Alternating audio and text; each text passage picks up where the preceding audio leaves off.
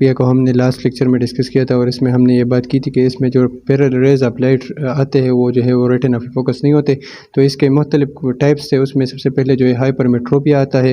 Hypermetropia को फार sightedness भी कहते हैं या इसको लॉन्ग साइटेडनेस भी कहते हैं। इसमें जो नज़दीक की नज़र है वो कमज़ोर हो जाती है और इसको हम इस तरह डिस्कस कर सकते हैं कि पैरेलल रेज ऑफ लाइट जो है जो आई को एंटर हो जाते हैं वो रेटिना के बिहाइंड यानी रेटिना के पीछे इधर फोकस हो जाते हैं इंस्टेड ऑफ रेटिना की बजाय वो रेटिना के पीछे जो है वो फोकस हो जाते हैं। लेकिन इसके लिए जो है हम एकोमोडेशन को रेस्ट में लेंगे।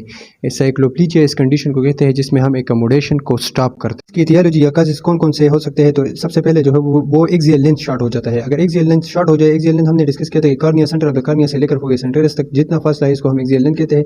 तो एक्सियल लेंथ जब शॉर्ट हो जाता है तो इस कंडीशन को हम एक्सियल हाइपरमेट्रोपिया कहते हैं और ये सबसे कॉमन काज है। रिफ्रैक्टिव पावर इसमें नॉर्मल होता है लेकिन जो एक्सियल लेंथ है वो शॉर्ट हो जाता है जिसकी वजह इमेज जो है वो बिहाइंड द रेटिना बन जाता है। दूसरे नंबर पर कर्वेचर हाइपरमेट्रोपिया है। इसमें जो या लेंस की कर्वेचर है वो नॉर्मल से जो है वो फ्लैट हो जाता है। तो इसकी रिफ्रैक्टिव पावर जो है अगर ये कर्वेचर इसकी जो है वो नॉर्मल है तो इसका जो रिफ्रैक्टिव पावर है वो ज़्यादा होगा, लेकिन अगर ये फ्लैट हो जाए तो इसका रिफ्रैक्टिव पावर कम हो जाता है जिसकी वजह से इसका जो इमेज है वो बिहाइंड द रेटिना बन जाता है। ट्रोपिया में जो है रिफ्रैक्टिव पावर रिफ्रैक्टिव इंडेक्स जो लेंस का है वो डिक्रीज हो जाता है। हमारे पास जो कार्नियल स्ट्रोमा होता है ये इसके अंदर कोलेजन और फाइबर्स मौजूद होते हैं जो रिफ्रैक्शन का काजेटिव एजेंट है। तो अगर ये डिक्रीज हो जाए तो रिफ्रैक्टिव इंडेक्स डिक्रीज होगा जिसकी वजह से जो है इंडेक्स हाइपरमेट्रोपिया काज होता है।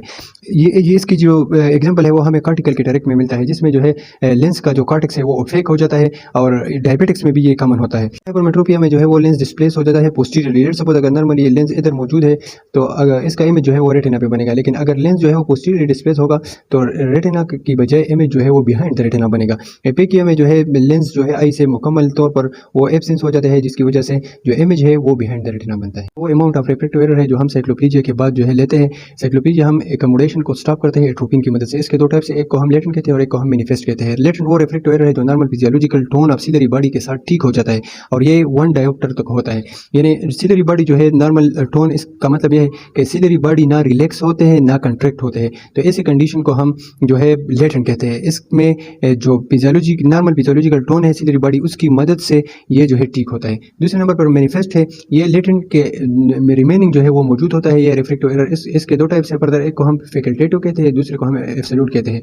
फैकल्टेटिव वो रिफ्रैक्टिव एरर है जो एकोमोडेशन के साथ जो है वो ठीक होता है। यानी जब एकोमोडेशन हो जाती है सिलरी बॉडी जो है वो रिलैक्स होती है, लेंस जो है वो ज़्यादा थिक होता है, तो इसकी मदद से जो है वो रिफ्रैक्टिव एरर जो है वो कम हो जाता है यानी ठीक हो जाता है। रिफ्रैक्ट और एब्सोल्यूट वो होता है जो एकोमोडेशन की मदद से भी ठीक नहीं होती, यानी सिलरी मसल जो है वो रिलैक्स होता है, लेंस थिक भी हो जाता है लेकिन इसके बावजूद भी वो ठीक नहीं होता। तो इस एरर को हम एब्सोल्यूट जो है वो हाइपरमेट्रोपिया कहते हैं। टोटल हाइपरमेट्रोपिया के लिए इधर जो है हमने एक इक्वेशन लिखी है कि total hypermetropia is equal to latent plus manifest हो सकते हैं। तो सबसे पहले इसमें से सिनोपिक सिम्टम या आई स्ट्रेन भी इसको कहते हैं। हमें पता है कि हाइपरमेट्रोपिया में जो है इमेज रेटिना पे नहीं बनता जिसकी वजह से आई जो है वो एकोमोडेशन कर जाता है। बार बार एकोमोडेशन की वजह से, ज़्यादा एकोमोडेशन की वजह से जो सिम्टम्स पैदा होते हैं इसको हम सिनोपिक सिम्टम्स कहते हैं, जिसमें टायर्डनेस ऑफ द आई यानी आई थक जाती है, फ्रंटल हेडेक होता है और वाटरिंग होता है। और इसके साथ डिफेक्टिव विजन भी हो सकता है जिसमें एकोमोडेटिव इफेक्ट जो है एफर्ट्स जो है वो फेल हो जाते हैं। डिफेक्टिव विजन ये रिफ्रैक्टिव एरर की वजह से भी हो सकता है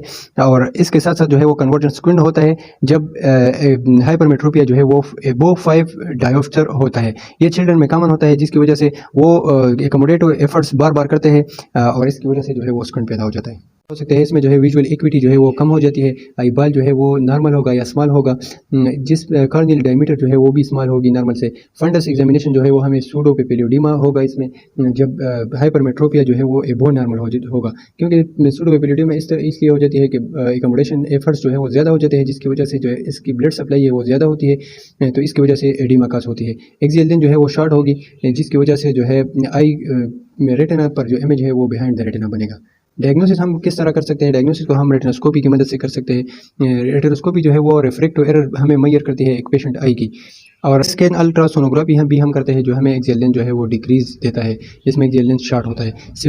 on the basis of severity हम हाइपरमेट्रोपिया को डिवाइड करते हैं जब रिफ्रैक्टिव एरर जो है वो +2 डायोप्टर्स के बराबर या इससे कम होगा तो इसको हम लो हाइपरमेट्रोपिया कहेंगे।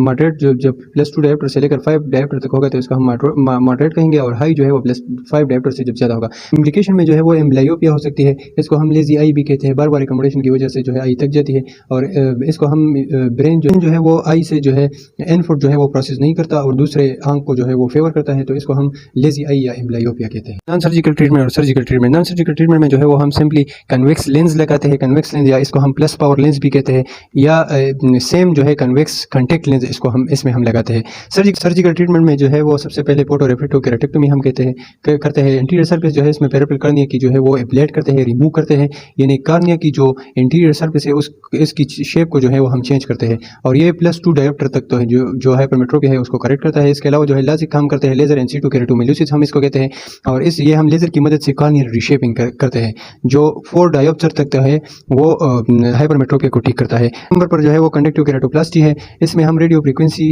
एनर्जी जो है वो कॉर्नियल स्ट्रोमा को प्रोवाइड करते हैं, जिसकी मदद से हम हाइपरमेट्रोपिया को जो है वो करेक्ट करते हैं। लो टू मॉडरेट जो हाइपरमेट्रोपिया है उसको करेक्ट करते हैं।